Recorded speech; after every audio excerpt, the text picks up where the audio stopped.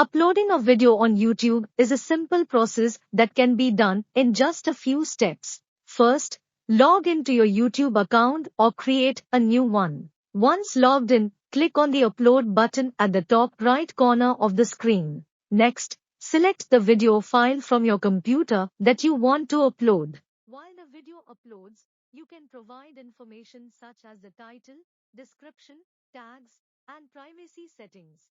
After the upload is complete, you can choose a thumbnail for your.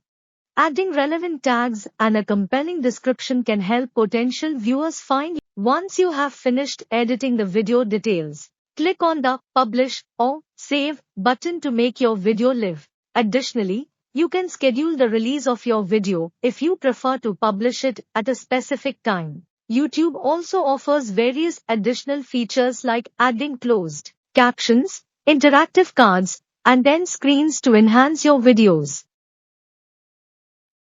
To ensure the video meets the platform's standards, as soon as your video is uploaded and published, it will be available for public viewing, and you can start sharing your content with the world.